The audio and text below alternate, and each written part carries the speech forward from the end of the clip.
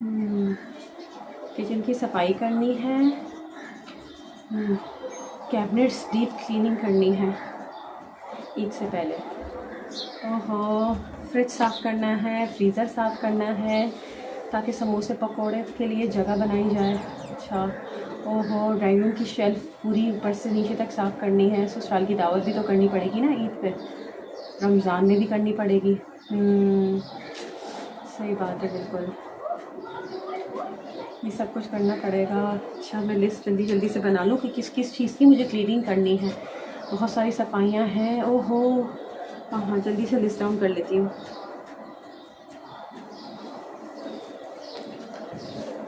चलो मैं जाती हूँ, जाके सफाई करती हूँ जाके, ठीक है। कहाँ चली? तुम कौन हो?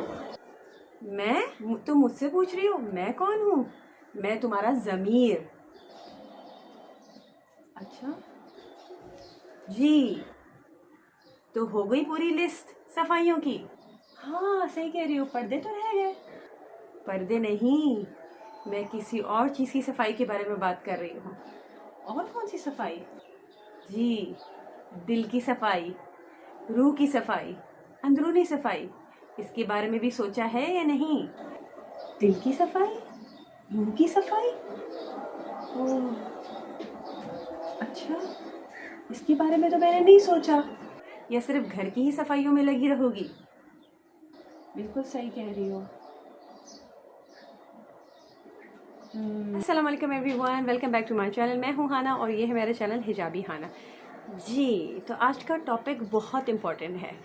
हम अक्सर घर की सफाइयों में और दुनिया के कामों में इतना मशगूल हो जाते हैं, इतना बिज़ी हो जाते हैं कि हम वो इम्पॉर्टेंट चीज़ें ही बिल्कुल भूल जाते हैं।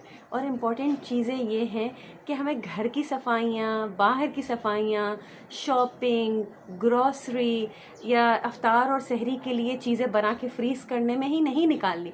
हमें सबसे पहले सफाई जो करनी है वो अपने अंदर की सफाई करनी है। जी हाँ, अपनी अंदर की सफाई का मतलब क्या है कि अपने दिल को साफ़ करना है, अपनी रूह को साफ़ करना है। हम जैसे कि आप जानते हैं कि रमज़ान का महीना आने वाला है और रमज़ान के महीने में तो शैतान बंद हो जाता है, उसे जंजीरों में कैद कर लिया जाता है। लेकिन फिर भी बहुत सारे लोग अक्सर यही कहते हैं कि अगर शैतान बंद है तो हम वो गुनाह क्यों कर रहे हैं? तो इसका मतलब वो गुनाह शैतान नहीं करवा रहा आपसे, आपका अपना नफ्स आपसे करवा रहा है।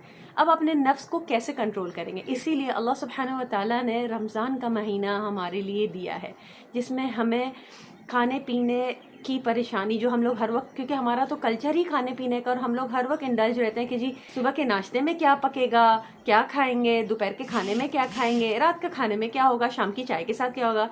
हमारा कल्चर ही खाने के इर्द गिर्द है, घूमता रहता है। लेकिन रमज़ान में अल्लाह ताला ने हमें प्रोहिबिट किया है कि हम खाने पीने से कुछ आवर्स के लिए, फजर से लेके मगरिब तक के हम खाएं और पिए ना। इसलिए फिर हमारा सारा फोकस जब उस चीज़ से हट जाएगा तो हमारा फोकस उस पे आ जाएगा जिस पे हमें शुरू से ही फोकस करना चाहिए, और वो क्या है? अपने नफ्स को कंट्रोल करना। क्योंकि शैतान तो बंद है, तो आप किस तरह से वो गुनाह कर रहे हैं और वो क्यों कर रहे हैं? वो आपका नफ्स आपसे करवा रहा है। आपको अपने नफ्स को काबू करना है, अपने नफ्स को कंट्रोल करना है, और उसको करने के लिए एक प्यूरिफिकेशन प्रोसेस है जिसे हम तज़किया कहते हैं। जैसे कि ज़कात है, हम अपने माल में से ज़कात का हिस्सा इसलिए देते हैं ताकि हम अपने पूरी जो हमारा माल है, जो हमारी दौलत है, उसको हम प्योरीफाई, क्लीन कर सकें। उसी तरीके से हमारे नफ्स, हमारी सोल का भी एक तज़किया है। वो किस तरह है?